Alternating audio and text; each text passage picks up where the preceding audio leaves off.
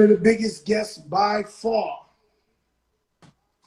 One of the biggest guests by far. Hey, y'all, Method Man, what's up, boy? Crack, what up? I got all type of technical difficulties in this house.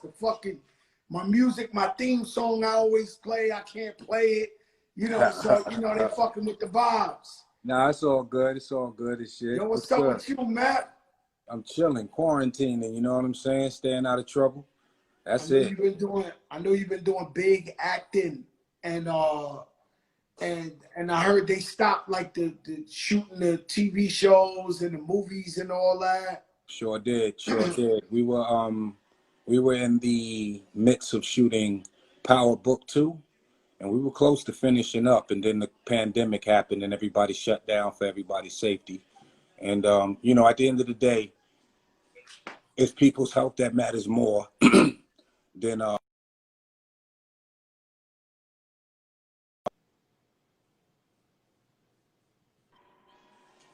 Is that me? Yeah, definitely. You freeze it up, but that's what's happening. But it's definitely people's health matters more, man. This shit right here, could you even believe that some shit like this was gonna happen in the world? Not in a million. We ain't never had nothing really close to this either. Even with the Ebola and the N1H1, it ain't really hit. The urban areas like it's really hitting now. This is something brand new, man. It's scary stuff, bro. So it's not so I'm not crazy when I'm having a hard time sleeping at night. No. I'm not crazy because motherfuckers, shout out my brother JB, his father, they buried his father today. And it's shit just crazy. Every day somebody else just keep passing away. And the way I look at it is how shit be going on in the world, tragedies and all that, but it feels like it's far away from us, so it don't really affect us. So we got word that happened, the nigga blew himself up. All right, cool. But when it's right in New York that all the people we know is passing away, it's some ill shit, man. It's like Ground Zero. It's like the epicenters in New York. I'm saying we lost Fred the Godson, man. That right there was just crazy enough. And I mean, talking about hitting home, a lot of people had love for Son, man. A lot of people, and he was dope on that mic. He still had a lot to offer in the game, and it's just sad, Condolences to his family. But that's great, man. He was my favorite underground rapper 2020, for the last couple of years, you know what I'm saying, with the punch bars, with the lyrics. So I would always say that, you know what I'm saying? And, that's sad, man. He hit me like a day before he got sick. You know what I mean? So, just love, man. It's like my little brother, man. I would go hang out with him, you know what I'm saying? So it was like, if I'm in New York, I'm not doing nothing. I pull up on the studio, him and Arsonist, and we just talk shit for 2-3 hours. He was one of those guys, man. Right. When you coming out, you coming out of Wu-Tang, one of the biggest rap groups in the history of mankind. Right. And everybody held their own. Everybody was a superstar. Everybody was, but you, I would say, was the franchise player. You was the LeBron James of Wu-Tang. And how did it feel like being a franchise? Because you got Dirty, you got Ray, you got Ghost, you got Jizzy, you got all the niggas was nice. But, when Method Man, came on stage, it was a different type of energy, man. How do you even keep your composure and be, I always look up to the Locks because they always maintain to be together. They never let no divide and conquer, nobody mess them up. Yeah. It's very rare to have a super group like Wu-Tang and you being the franchise, but you never left your crew, man. You was always with your crew. Absolutely, because they the ones who gave me the energy to go out there and do it myself. You know what I mean? It was more or less like we got faith in you. You go out there and hold the torch first as far as touring and all that shit. And it was like, you know, trial by fire, because every night was different. You know what I'm saying? And I learned from being on the road, but the thing that really did it for me, showed me how to put on a show, a good fucking show, period, whether it's solo, duo, or with the crew. I watched Run DMC live on stage, right? And the way they put their shows together, when they spoke on stage, they weren't just speaking, you know, just to be speaking. It was more or less like it had something to do with the show.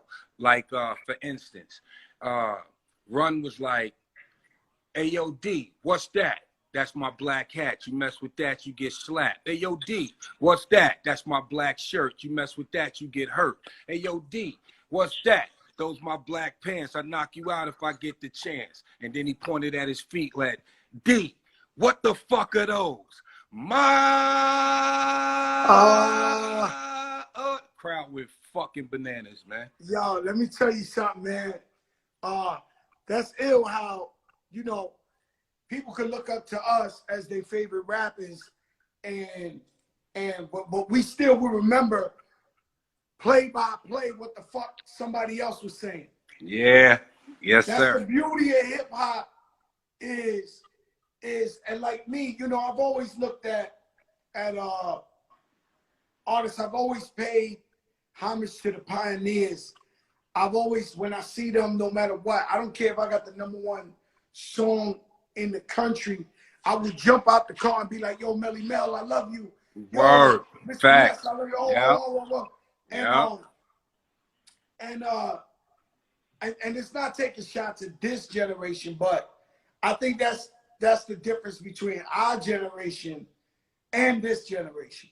So like we did. It a buck. I'm gonna keep Yeah, it we a did buck. Fully I Loaded. run into some of these new cats, and when they run into me, they always pay homage, bro. They may not do it on records or ask brothers to do records with them, but when I see them on the one-on-one, it's always like a quick dap, and they keep pushing, or you know what I mean? That's just me.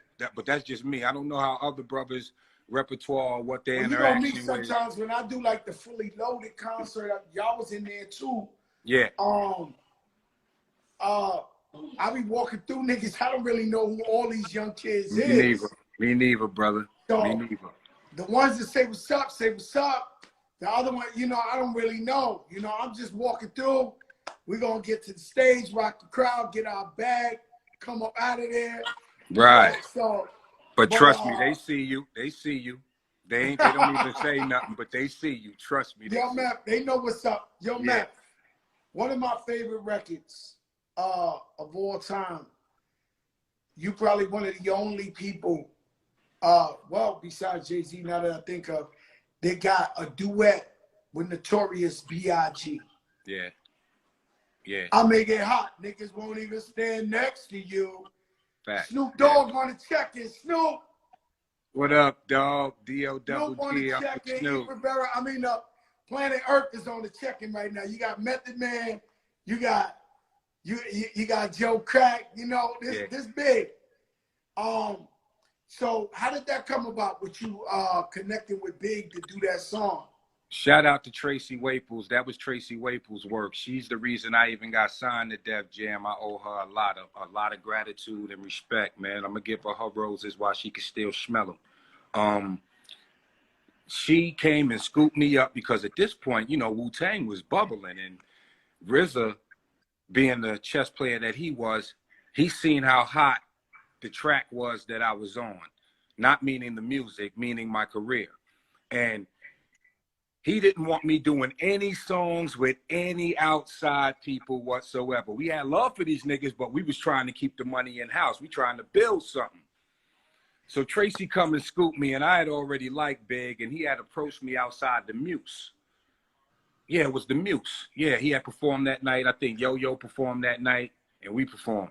But yeah, he asked, you know, and I remember my boy Ruckus had told me, I'm scatterbrained right now, but my boy Ruckus told me, if you ever do a song with this cat. And he played that song, Me and My Bitch.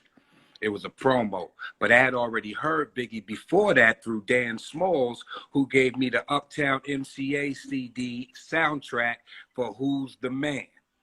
And he was on there with Party and Bullshit. Exactly. Right? So I was already a fan. So when Tracy came and scooped me that night, it was no question I was going to do it, but it was sneaky. We rode out to wherever. I think it was Daddy's. I'm not sure. We was in some studio. Easy Mo B was there. Puff was there. Me and Tracy. And I remember the atmosphere was so cool in there. It was so cool. Me and Puff, we was even playing Torture, going back and forth and shit. It was a nice night, man.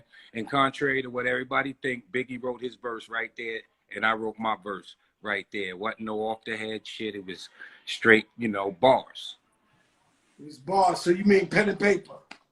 Yeah, pen to paper, but then his verse changed. The verse that's on the actual LP is different from the one he wrote that night. But if you Google it, I guess they got that shit circulating now. It's a whole different verse, or the reissue put out the original verse on there. So, yeah. Man, you know, the thing about Big, man, he came with such a, like, hand puff. Remember they used to have those picket signs, those oh yeah, bad boy picket signs. Puff was a genius. Their movement was so crazy, and to see you on that song with him was like, yeah. I was like, oh my God. And I got a similar situation. So you know, I come from digging in the crates, and shout out my brothers down there, Show AG, Big LOC, and when LL and the Track Masters asked me to get on our Shot Show, because, you know, I was Fat Joe Underground.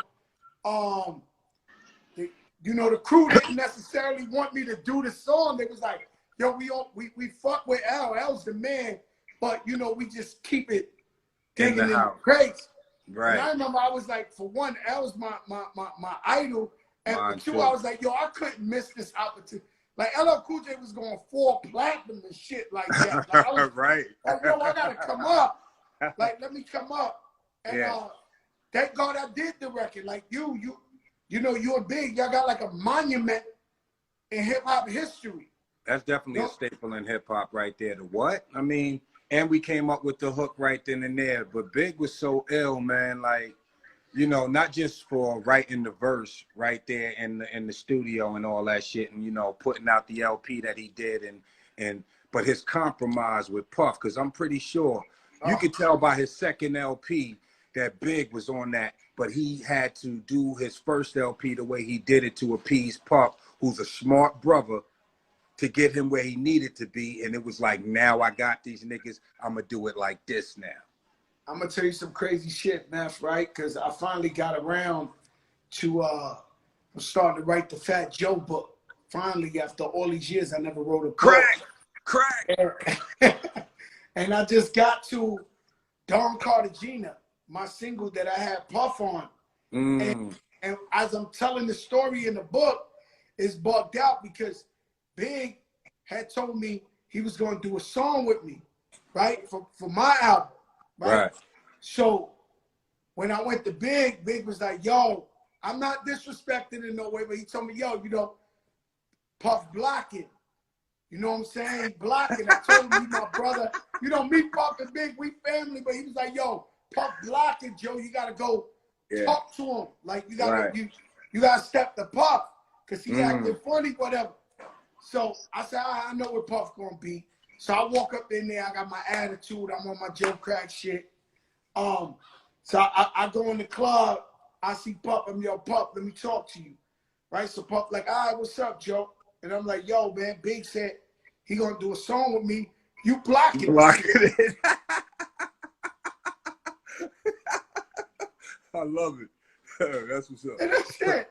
So I said, yo, you blocking this shit. So the nigga Puff look at me, right? And what's crazy is Puff's tough guys was my guys. Von Zip, Wolf. So all these guys that really hold him down, they're my guys. Right. In the heart, like, so they looking at him like, you know, don't front on Joe. Like this I do. He says, yo, look, right now it's crazy. That was when Biggie was like 1, 2, and 3. So he was like, right now it's crazy, but I'll get on any song you want. I'll get on the song. but you know, I'm working on Big's second album. Please, I'll do the song. Yeah, to be focused. And that's how we put Puff on Don Cartagena, my single Don Cartagena. So that was like a political shit right there. Redman, one of the best lyricists, if not hip hop, right? Period, though. Yeah, so, like, I was there. So like, I was there when Redman was doing shows, and the whole fucking crowd had tissue in their nose, acting like they Redman. Fuck you, Redman, and all that. Yeah, yo, Redman, get off that old punk smooth shit. Right. Yo, and he's still like that, focused. I love that dude, man. He works. That's what he do. How? So if you talking about RZA, you had to escape to do the song with Biggie. How did you and him become like partners? You became the dynamic duo. Well, Redman and Meth. How did that come about? That was Kevin Lyles at Def Jam. You know what I'm saying? He had the bright idea of putting us both on a tour together, Month of the Man. Now, Redman being who he is, a real G, because he could have said no, you know, and that would have been that. But he was gracious enough to let me go out, us together on that tour. And the whole time, it wasn't no tour buses. It was 15 passenger vans, but it was just me, him, Shanita Floyd, and the driver. And we was going state to state. And back then, you had to freestyle at every in-store. Some of y'all young dudes ain't got to go through that. We had to go to in-stores, all kind of craziness. You had to freestyle all night and all this craziness. So in the midst of this, Doc, he like, yo, we need to do this song together, blah, blah, blah, this, that, and the third. And we used to toy around with little hooks here and there. So I had to sneak off and do that shit, too. I told a story the other day. I think it was to the Dream. Shout out to FanMio, FANMIO. They sponsor the show every single day. That's where you connect with your favorite rappers, athletes, artists, one-on-one. Now, I told a story I want to see if you remember this. You don't remember it, you can say, fine, you don't. Right. But I remember when we was in the ATL back in the days, they had like Jack the Rapper or something. Yeah. And we was in the front freestyling. Me, you, the whole world, everybody was out there from the school at that time. And a nigga walked up with a red bandana with 2 guns in his hands in front of the hotel. I don't know if you remember this, but I'm going to tell you who. So we all looking like, who the fuck is this? And he's like, yo, Crack, what up? But he still got the shit. So we looking at him, and he lowers the shit. It was Tupac. Wow. You was there. You was there. You was in the cypher. I missed it then. Damn, you know, I used to blow. We was smoking dust. That's the first time I ever seen Tupac. I ever met Tupac was there. And after that, I met him a bunch of other times. Right. But that was the first time we was all out there. I remember the girl who used to sing Snoop is on here. You remember the girl who used to sing all the Death Row's in the house. Jewel. That was her name. Jewel. Like that. Jewel. She was hanging out with us.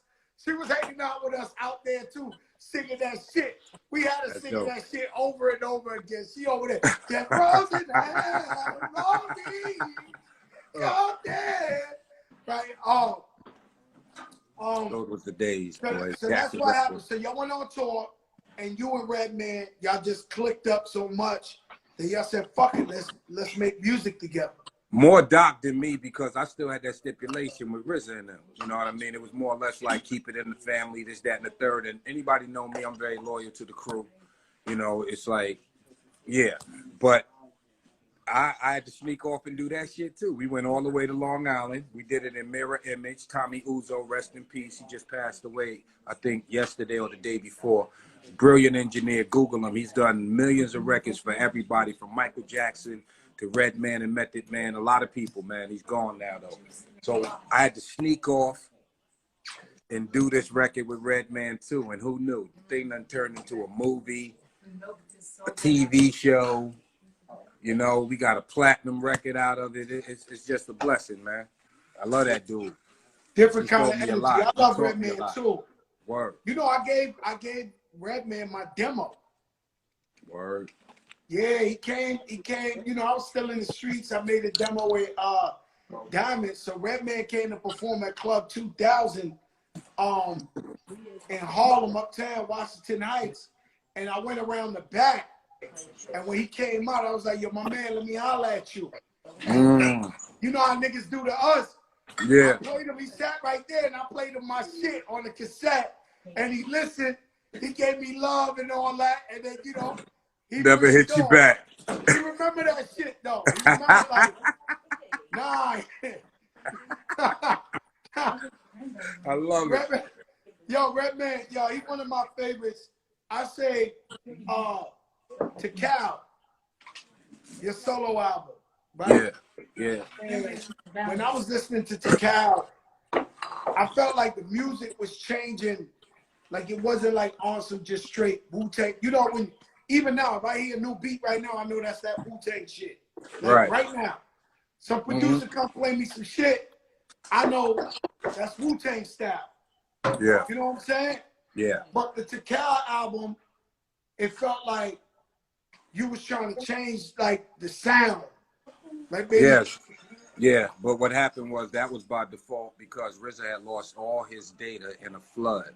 So we was basically doing shit on the fly while we were on the road promoting the first album. So I was in studios from New York all the way to San Francisco and everything in between. Just, you know, nights when dudes was after the show, you know, they was doing what they was doing. I was in the studio writing, creating. Got it done though. Got it done. And that, in my opinion, in hindsight, when I look at it, that album was more of a vibe. It was more or less like people really believed what I was preaching at that time. It was a whole different style, and nobody was doing what I was doing at that point in time. Because you remember, I just seen a funny video just now. This girl was like, what 90s rappers used to do, and they was doing the, you know, the leader of the new school bop. The East Coast Stomp, you know what I'm talking about? Yeah. Killing us with that. And then I looked at my videos and I never did it, son. Ever. You had that hop, that bop. And what made you throw the shit in the eyes in the video? The shit. I ain't want to be nobody's sex symbol. I got, you know, it was getting to a point where, nah, real talk. It was getting to a point where. Hey, listen, we know you a family man, but the ladies love meth. I get that, but when you up there with your crew and you know y'all hardcore, and it's like you getting a lot of love from everybody in there. But when the ladies start screaming, it's like, dang, I'm trying to be cool up here. What y'all doing? You try to be hardcore. You don't want to be the Word. You ain't want to be the LL or the crew. You want to be the Method Man to Cal. You know what I mean? But you got to embrace all that stuff because it makes you who you are later on. You know what I mean? And that goes a long way. You know, there's nothing LL could do wrong in my eyes. I remember seeing y'all was at the Palladium and y'all was rocking. It just came to my head. I remember one time Wu-Tang was just killing. Y'all was killing up there. And LL came and stood on stage with y'all. He had the big fur on. And he never moved. He never, he was just standing there with the big fur. Y'all was killing it. And I was just like, oh shit, they got LL standing up there on stage. You're talking about Idol, bruh. Like, and since that day, I've been friends with LL, man. For real. And I'm gonna put this out there right now. I got to do this Smith record with him and Will Smith. They got to do this record with me. I don't even curse in my rhymes no more, so I think I can get a green light on that one. I'm going to put it out there now. Clifford Smith, Will Smith, and James Todd Smith. Let's go. I think that sounds like a combo. You know what I mean? For real. That sounds like a smoker. For real. And Will got bars. Niggas slept on Will Smith. Will got bars, see? I always thought, I love Will Smith to death. Like, I feel like that's hip-hop royalty. That's a different type of a level. But I always thought Rakim wrote Summertime. Here it is, the groove, slightly transformed, just a little in the end of the norm, something with it. Every time I heard it, I always felt like Kim wrote that. It might have been the inspiration like for Ghost it too. wrote that. Like, I don't know. I'm saying. But his first line had Smooth in there, and who was the smoothest at that point in time? Rakim. So Rakim probably inspired that flow. Some of your best artists, some of your favorite artists done jacked flows and ran. Oh, yeah, Remember yeah. DOS Effects? Everybody was doing DOS Effects to the point where DOS couldn't even do it. Right. Right. Yo, right. how And hard DOS is they, killing it. It's just the came people. out the sewer. Right. Like, right. now, let me tell you something. You had the eyes. I was with the army jacket. Nobody came out the sewer. Like, nobody came out the fucking sewer. Hey, yo, man, that was their introduction. That was hard as fuck. Yeah. That was hard as fuck. They came out the sewer. They guilty of that 90s dance, though. They was doing the East Coast stuff. They was doing that. This shit here. I remember I got gas when they said, Jay, go, in case you didn't know, the flow was fat like Joe, with a on the to the hip, the hop, you know what I'm saying? That's the joint right Every there. time that shit came on, I got gas. Let me ask you about that All I Need, You and Mary. Crown the best, the greatest collaboration, you know, it's crown the best. Mary's an institution. For one, she ain't that shit, but she didn't have to do that. Like, and for her to jump on that record, Puff to engineer that shit, and for RZA and him to collab like that, especially in light of everything that I told you prior about us spreading love with other artists and things, like for them to come to all that was big, so it was meant to be, and it's definitely an experience because my shows went from a bunch of dudes in the front because that was that bring the pain, release your doubt energy. As soon as that All I Need came out, bro, it was like that thing switched, and it was like that shit was a different vibe. Yeah, it definitely did, man. But I love that record. I love what it stood for. Black love always, for sure. Yeah, man, that thing right there, that's forever. Yeah, it is. That's a different type of thing. And Mary, you know, she the queen. You know, my sister, I love her to death. Yeah. And but I remember it wouldn't turn off. Like it would like if I went to a club, it's like you would hear it 10 times in one night, 20 times. Like it just wouldn't come off. That's crazy. Like I knew the party started when I heard that shit. Like when I'm walking in, you know, cause I partied a lot, man. You know what I'm saying? I moved out to Miami partying. You know what I'm saying? Shout out my brother Raul. He know. And we was in the club 6-7 days a week if we wasn't on tour. And when that bitch came on, that's when you knew, yo, the party has started.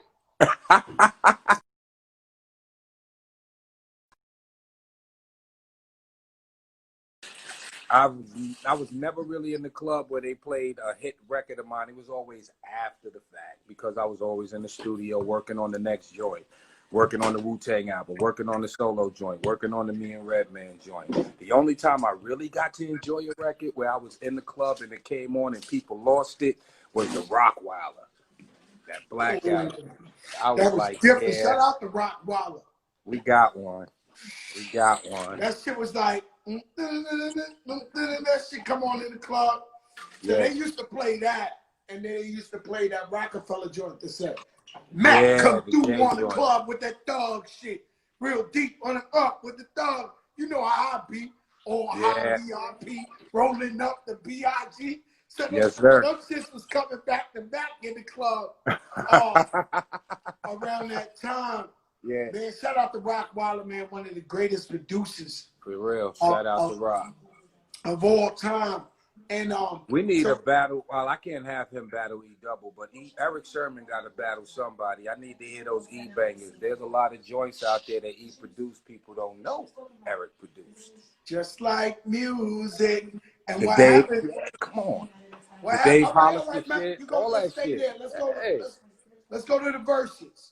You're the only Wu-Tang member I seen in the comments when RZA was going in. You the only one. I asked Ray the other day, how did he keep his composure? Because that's your guy. Yeah. And I'm like, you know, that's why I say I won't battle nobody or I won't, you know, I know it's a celebration. Swiss Timberland, they made something incredible right now for the Corona. It's the best shit that's happened to IG. I mean, how did you feel before Primo and RZA battle? Did you feel like, holy shit? Like I was psyched. I was psyched for it. 7:59, you know what I mean? how did you feel? 7:59. The battle started at 8. Yeah, my underarm started sweating and shit. I was ready. I was like, okay, it's about to go down. Let's see what happens. And, you know, during the battle, I was just having fun and stuff. You know, there were certain records Primo threw on, and I was putting up comments like, you ain't produced that shit, nigga. Stop lying. Yeah, him and RZA, that was a great battle. That was dope for hip-hop, man. We need more That of was those. phenomenal for hip-hop. That was phenomenal. And that's the shit. I was just like, oh, my God. So I told Ray, I said, yo, Ray, I seen you in more comments in the Teddy Riley Babyface battle than in the RZA Primo. That boy Ray was all in there like, yo, Teddy, hit him with the club joint, Teddy. Cause that's Ray's style right there. I should, man, I kid you not. When we was on the road, Ghostface or Ray, they would always play 60s, 70s, doo-wop, soul. There wasn't no hip hop in there. It used to drive me crazy. I love R&B too. I'm R&B in my soul. So I know Ray did that song dedicated to Marvin Gaye. You know, Ray loved, he loved that R&B shit. He loved that R&B shit. Me too. I love it. I love it too. I think Chef also. One of the coldest roles you ever played in your house, in your life. One of the realest. That belly, boy. Yeah. That rolled dolo from state to state. That's Hype Williams right there. Because, at that point in time, a lot of us had worked with Hype, and he was just one of us. So he was so comfortable to be around. So when that thing was like action, it was action. You know what I mean? And it wasn't even like acting. It just felt like it's a masterpiece. It's a hip-hop masterpiece, that movie. Well, it was a lot of room for ad-libbing and shit like that. You know what I mean? And it was good. It was good for the moment because, like I said, a lot of that shit that Hype shot, he was doing without the licensing, and the producers was like, we're shutting it down right now. And, they got mad because DMX tore up, his pit bulls tore up one of the trailers. It was madness, that whole shoot. And for him to still get a movie out of that and people call it a classic, hats off to Hype Williams, man. Hats off to Hype Williams. Oh, yeah. That's one of the most underrated movies of all time. Actually, it's just, I think his bar was, it's never been a guy who put out a first movie that the bar was so high for him because he was shooting all these $1 million videos and everybody, whatever. But that shit is like, damn near like, that's like Scarface, the Belly, and it's there. City of Gods. It's certain movies that you can watch at any given. What movies you been watching lately on Netflix? Now that we're in quarantine. Sheesh. I watched that Kareem and Coffee. Oh, you watched it? I've been scared to watch that movie. You like the movie? It go there a couple of times, but Taraji is like, she feel like she part of my family and shit. So I'm gonna support whatever she is. And they killed it. It was funny as hell to me, brother. I liked it a lot. All right, my shit was what's the name of that movie, man? Extraction. All right, I heard about that. I might have to check that shit, bro. Nah, B, that's John Wick on steroids. Word. Nah, yeah, I like Extraction. I like Chris Hemsworth. Word. Yo, listen, that Extraction is serious. And I know, but maybe the people don't know, but I feel the same way. When I do stuff like this, I do it for the people. Everybody's stuck at home. But at the same time, it's just a natural transition that shows growth. And the way I look at shit like this, what I'm doing, and it's like NBA, NFL players, they get to retire and they become commentators. And because they went and they played chips, and you got Isaiah Thomas. So why do we like Charles Barkley and Shaq so much and Kenny? Because they played the game. Right. You know, they was in the game. So we can they played respect it, what so they we say. respect their wisdom of the game. Yeah.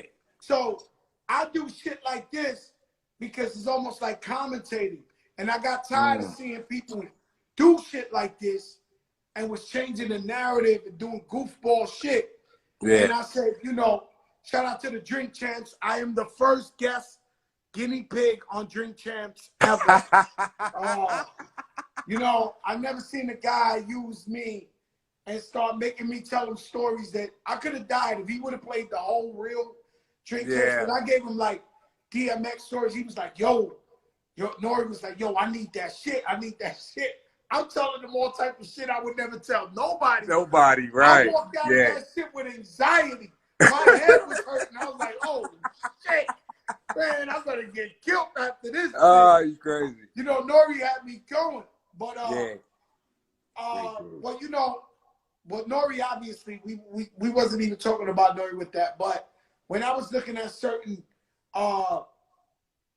documentaries, all type of shit, and I was like, yo, man, they're not really bigging up our people the way it is. And a lot of times the facts was wrong. Like, it was shit I knew. And I'm there looking at the shit, and I'm like, yo, this shit, they lying. They lying. No, I swear to God. It wasn't about me. It's just me being a hip-hop fan. Yeah. You know what I'm saying? Me being a hip-hop fan, I'm like, yo, these niggas lying.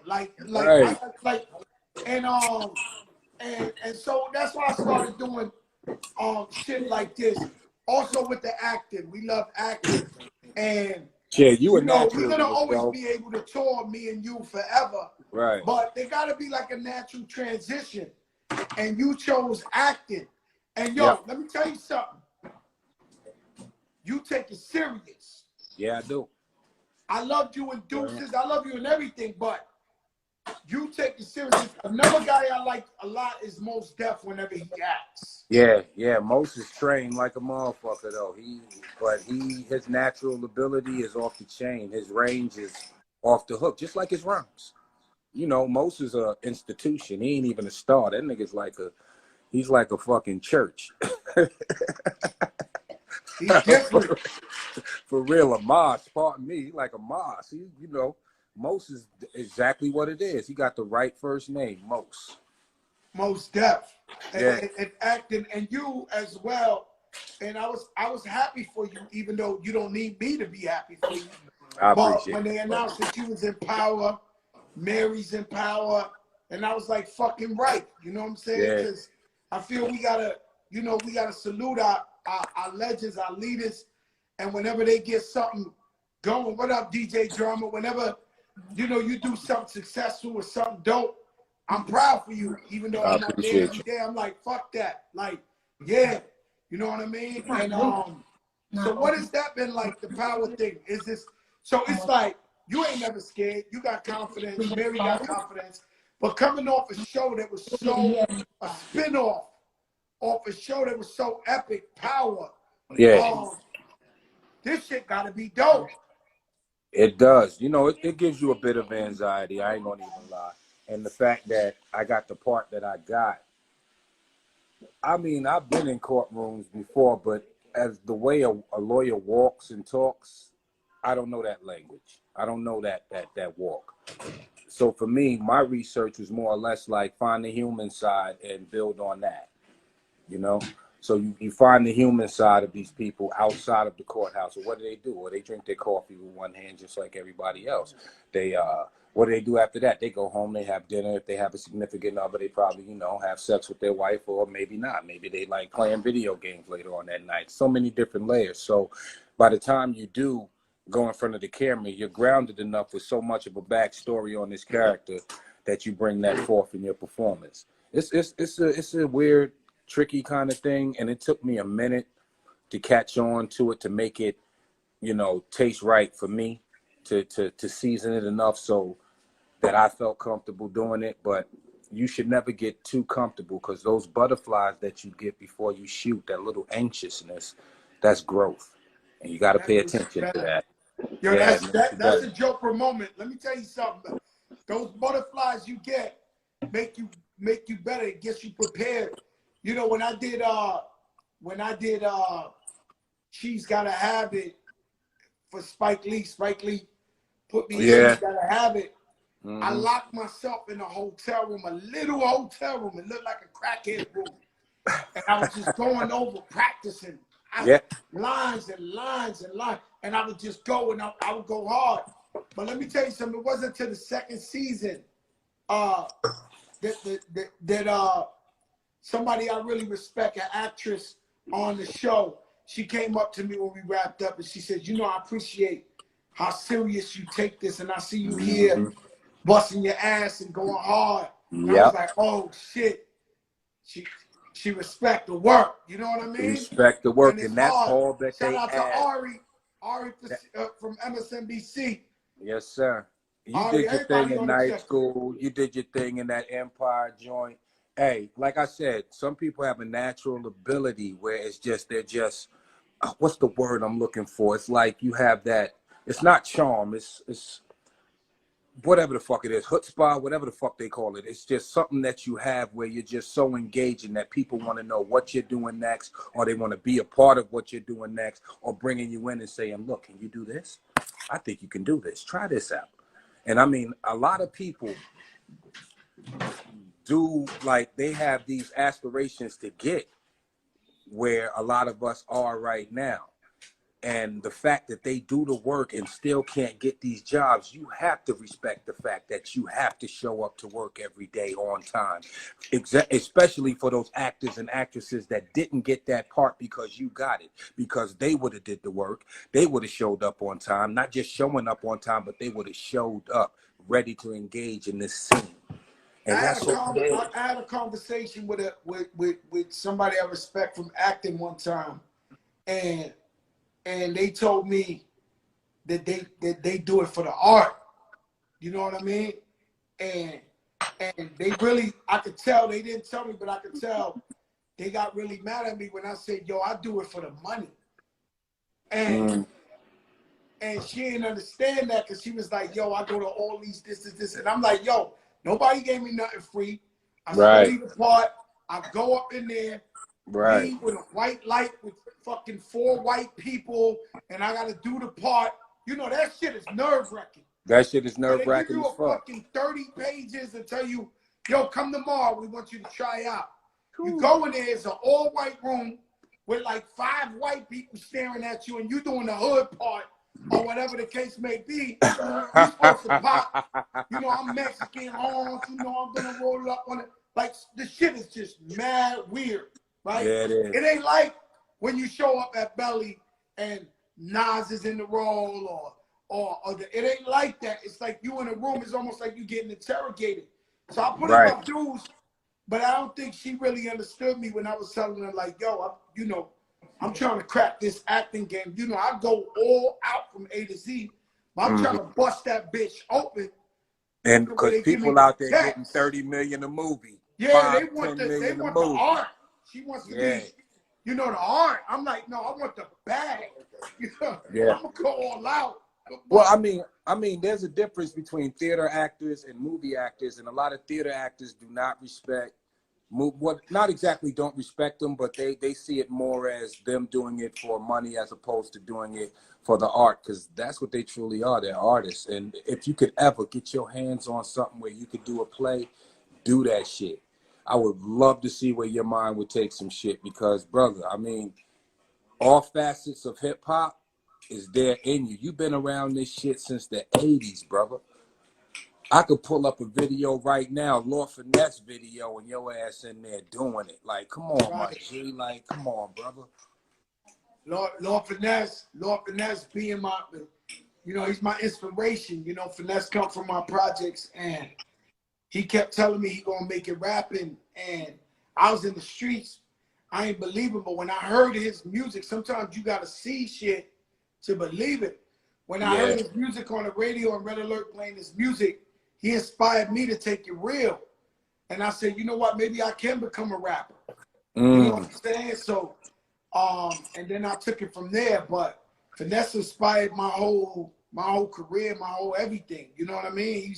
But you And was it's in that like movement. Y'all all grew up around each other, right? yeah, yep, same Yeah, projects. But same to project. us, in digging in the crates, not Fat Joe, Terror Squad, or none, but in digging in the crates, we look at Finesse as the cornerstone, the biggest nigga in digging in the crates. Wow, yeah. So like when we all sit down, even though we got OCs from Brooklyn, but we adopted him over here, and then we got Big L from Harlem. Yeah. And then That's all a of us Big L. together, Showbiz, AG, one of the most underrated rappers of all time. He dead nights, Diamond D.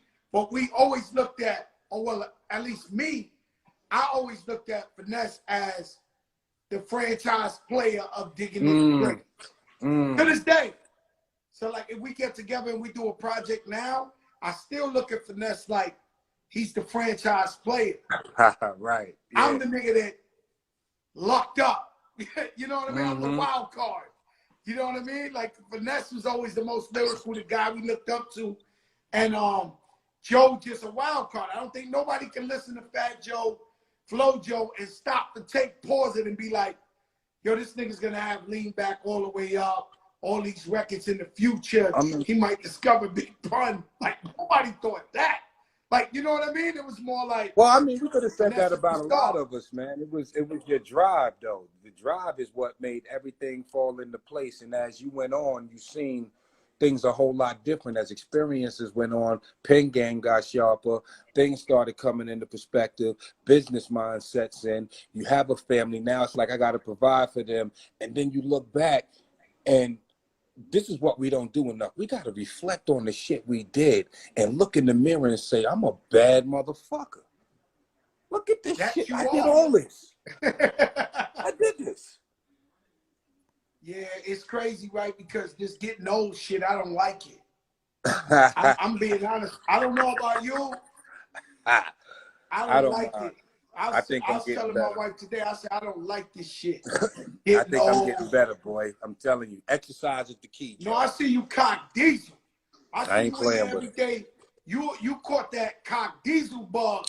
You know what I'm saying? You in there hard.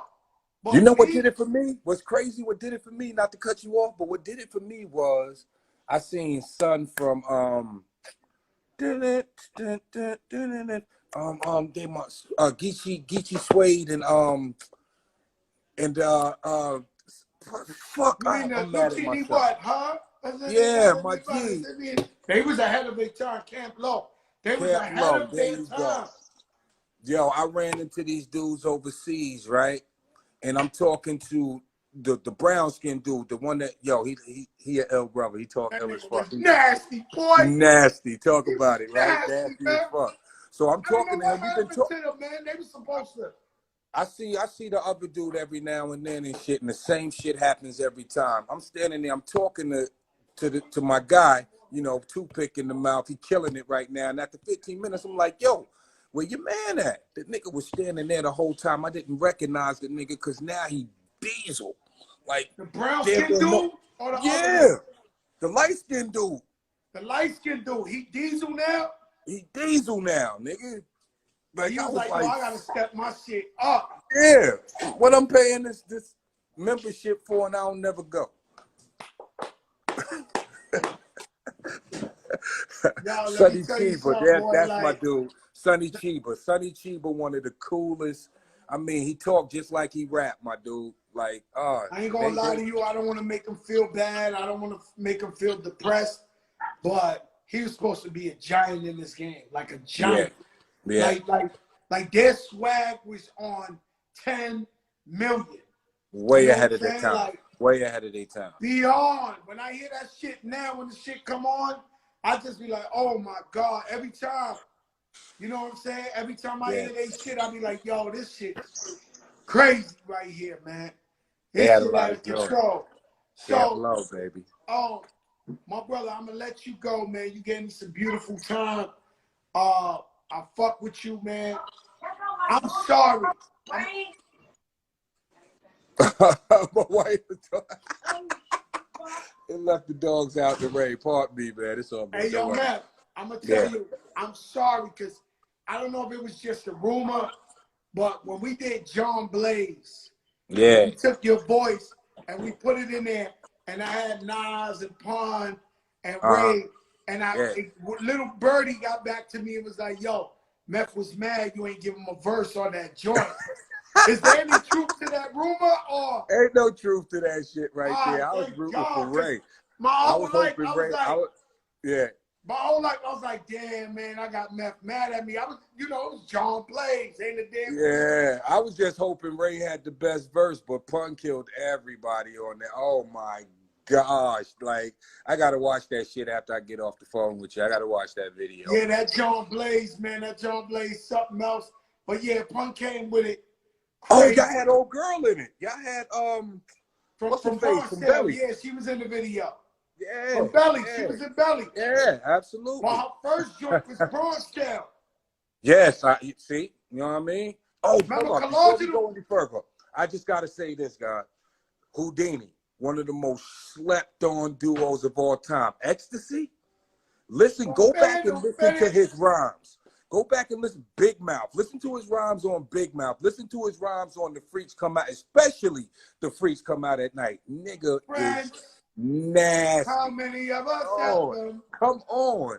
Friends. Come on. Houdini was that lick, B. I'm tired of people not giving them their roses. I'm giving it to them now. Houdini, y'all first album was monster. I agree. Monster. Even the second album, Funky Beat. You made me think of Cash Rule Everything Around Me. Cream, get the money. Dollar, dollar bill, y'all. Uh-huh. You know, that's one of the greatest hooks in hip hop. Well, the song's one of the greatest ones, but that hook from A to Z. Like, how did you come up? You was just in the studio, and that's what came. Cream, you broke it down. I was at my boy I was with my boy B, may he rest. And we was at Weebay house. The dude that played Weebay, Hassan. We was at Hassan's house. Yeah. And his dad had this record. And I forgot the artist's name, but that was the record. Dollar bill, y'all. Dollar bill, y'all. Oh, yeah. Dollar. Dollar bill, y'all. Dollar bill, y'all. Dollar bill, y'all. Yeah, that was the shit. And that always stuck in my head. So when RZA was like, and my boy Raider Ruckus. That shit, that beat was crazy. Now, the first part of it, though, the Cash Rule Everything Around Me, my boy Raid used to always do like these analogies of every word, different words and shit like that. And he came up with Cash Rule. He used to write me letters from jail and shit. And he came up with the Cash Rules Everything Around Me. You know what I mean? And that, it just fit perfect. It was perfect that I had that experience there and I brought that shit to the studio and the rest is just history, you know? I used to be a hook writing motherfucker. Yeah. Ain't that some shit? You know that's the hardest thing to do in a record as an artist, is hooks. Yeah. There's plenty of rappers that can rap and spit all the bars they want, but don't have what it takes to make a hit hook. Right, you know about that, bro. That's the hardest thing to do. So whenever any rapper was coming up and they tell me, yo, Joe, let me spit, I'd be like, yo, tell me your hook. I want it, because anybody spit bars. Bars all day. Well, who can make a hook? Who and that's exactly what it's there for. Who can make a Cash Rule Everything Around Me? I want to hear the hook. Jimmy Spice is the artist, they say. Yeah, I want to hear the hook because that's the point of it. It's supposed to hook you and get you. For real. It's supposed to. You know what I mean? Man, but I love you. Thank you for your time, I love you too, brother. brother. We all gonna be tuned into power, baby. Yeah. All right, stay up. Peace out.